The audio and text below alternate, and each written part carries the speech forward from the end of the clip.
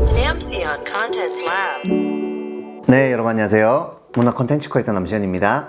자, 오늘은 저희가 스마트폰으로 동영상 촬영할 때에 스마트폰의 설정을 맞춰놓고 우리가 촬영을 하게 되면은 똑같은 촬영 설정을 이용해 가지고 연속성을 계속 이어갈 수가 있어 가지고 스마트폰 설정을 하는 방법을 한번 알아보도록 하겠습니다. 자, 오늘은 갤럭시 S21 울트라 모델로 제가 설명을 해드립니다만 꼭 똑같은 폰이 아니더라도 어느 정도 설정은 안드로이드 폰 기준으로는 조금 비슷한 측면이 많이 있거든요.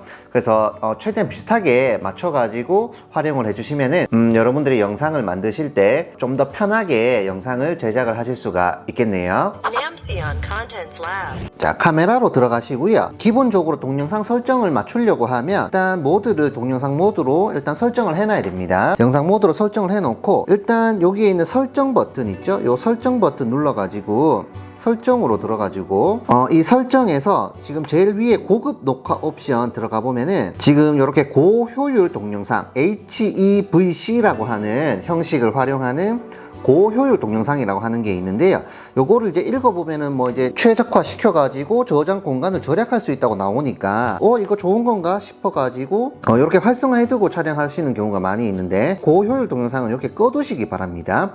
여기 밑에 보시면은 HEVC 동영상이 코덱이 안 맞아가지고 다른 폰에서 재생이 안 되거나 온라인에서 재생이 적절하게 안 되는 경우가 많이 있거든요. 그래서 이렇게 꺼두시고 아래쪽에 이제 최신 폰 같은 경우에는 HDR10 플러스라고 하는 여러 장을 찍어 가지고 하나로 합쳐주는 이 HDR 기능이 영상에 활용하는 기능이 있는데 이것도 아직까지는 이제 일반적으로 사용하기에는 조금 부족한 부분이 많이 있기 때문에 일단 꺼둡니다. 자, 그리고 마이크 줌 같은 경우에는 이거는 사실 꺼둬도 되고 켜줘도 되는데 혹시 모르니까 이렇게 켜두고 활용을 하겠습니다. 자, 넘어가고요. 그 다음에 아래쪽에 있는 동영상 선떨림 보정, 요거는 저희가 폰을 들고 이렇게 흔들림을 조금 폰에서 자체적으로 잡아줄 때 쓰는 기능이니까 이렇게 켜둡니다. 자, 그 다음에 아래쪽에 유용한 기능에서 자동 HDR, 일단 요거는 계속 활성화를 해두게 되고요.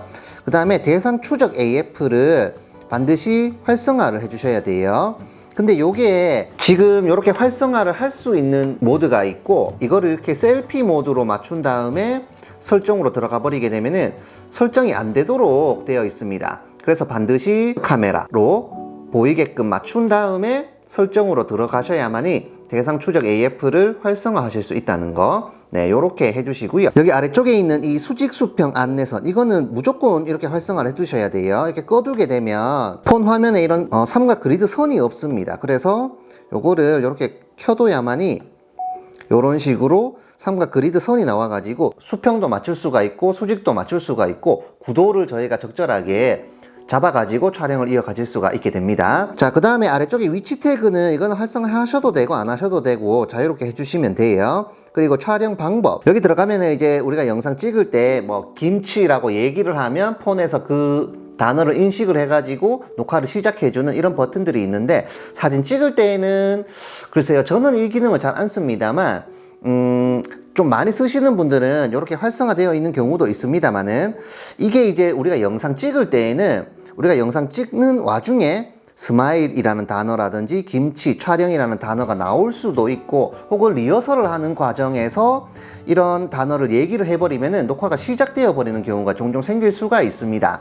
그래서 영상 찍을 때에는 이 기능을 자주 쓰신다고 하더라도 이렇게 꺼두는 게 좋고 실질적으로 촬영할 때 이 촬영 버튼을 눌러주면 되는 것이니까 크게 불편하지는 않으실 거예요. 마찬가지로 여기에 있는 손바닥 내밀기, 셀피 촬영할 때 이런 식으로 하면은 사진을 찍어준다는 것인데 꺼둡니다. 네.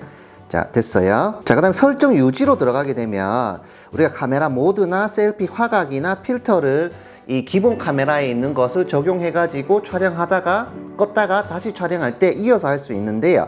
보통 영상 찍을 때에는 이런 필터라든지 화각 같은 거를 처음에 다 설정을 잡아놓고 촬영이 이어가기 때문에 크게 필요한 기능들은 아닙니다. 자, 그 다음 진동 피드백은 이거는 뭐 이렇게 해두시면 되고요.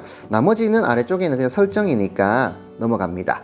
자, 이렇게 해주시고 다시 카메라 모드로 들어가 가지고 여기 위에 이렇게 손 모양 돼 가지고 이렇게 떨리는 모양 있죠. 요거를 이렇게 활성화를 해두게 되면은 기능 이름이 슈퍼 스테디라고 하는 손 떨림을 잡아주는 기능인데 지금 이렇게 비활성화를 해두게 되면 화질을 지금 이렇게 설정을 해놨음에도 불구하고 슈퍼 스테디를 켜버리게 되면은 자동으로 화질이 풀 HD 단계로 내려와 버립니다. 그럼 내가 4K로 맞춰놓고 촬영을 하는데 슈퍼 스테디를 켜버리게 되면은 4K로 촬영되는 게 아니고 풀 HD로 촬영이 된다는 뜻이에요. 그래서 이 슈퍼 스테디는 특수한 경우가 아니면 폰에서 촬영할 때는 꺼두고 조금 흔들림이 있더라도 자연스럽게 보여주는 게 훨씬 나은 결과물을 만드실 수가 있고, 실제로 이 슈퍼 스테디 손떨림을 잡아주는 기능은 소프트웨어적으로 이 영상을 보정을 해주는 것이에요. 그래서 물리적으로 흔들림을 잡아주는 게 아니고 촬영된 영상에 흔들리게 되면 보정해주는 그 방식이 있는데, 소프트웨어로 후보정을 거쳐가지고 흔들림을 잡아주는 기능이기 때문에 이 영상 외곽 부분이 굉장히 부자연스럽게 나오는 경향이 있습니다. 그래서 이렇게 꺼두게 되고, 비율은 우리가 유튜브에 올릴 때에는 반드시 여기에 있는 것 중에 9대 16, 16대 9 비율로 설정을 해 두셔야 됩니다. 1대1 비율로 하게 되면 정사각형으로 찍히게 되겠고요. 여기 있는 풀을 쓰시는 분도 있는데, 이 풀 같은 경우에는 9대 16보다 세로로 조금 빈 공간을 더 크게 찍는 것인데요. 어차피 센서 크기가 세로로 이렇게 길쭉하게 되어 있지는 않기 때문에 일반적으로는 9대 16 혹은 16대 9로 맞춰놓고 촬영을 하시면 됩니다. 자, 그 다음에 해상도를 결정하셔야 되는데요. 스마트폰으로 찍으실 때에는 이 해상도를 신경 안 쓰고 그냥 이런 식으로 오토니까 좋아 보이니까 오토로 맞춰놓고 촬영하시는 경우가 많이 있습니다만, 풀 HD는 1080p입니다.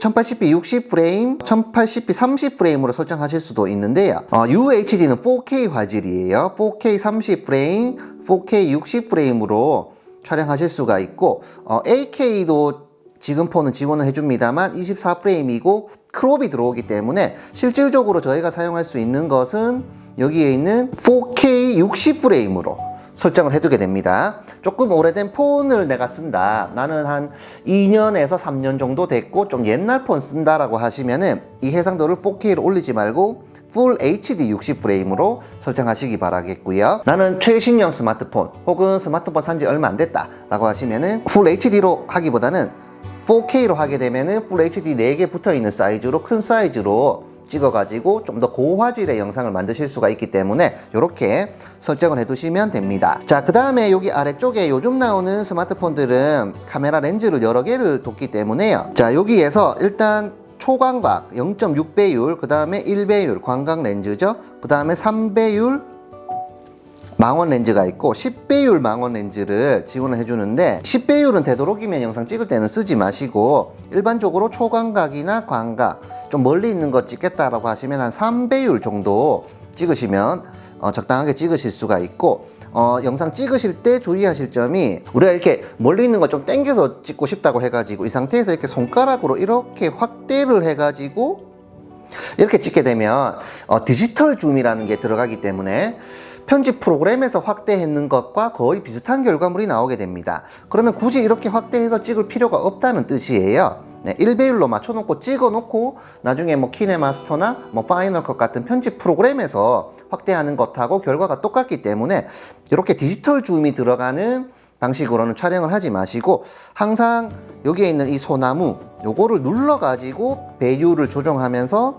촬영을 하시고, 멀리 있는 거 가까이 찍고 싶다고 하면 영상 찍을 때에는 기본적으로 가까이 가야 됩니다. 가까이 붙어서 찍고 멀리 뛰어서 찍는 이 발줌을 활용하셔 갖고 활용을 하시면 되겠습니다. 자, 그리고 이제 사진으로 넘어가 가지고요, 여기 설정으로 들어오시게 되면 여기는 뭐 사진 관련된 거니까 이 상태로 보시면 되는데, 여기 중간에 보시면은 보이는 대로 셀피 저장이라고 하는 게 이렇게 켜져 있는 경우가 있고 이렇게 꺼져 있는 경우가 있습니다.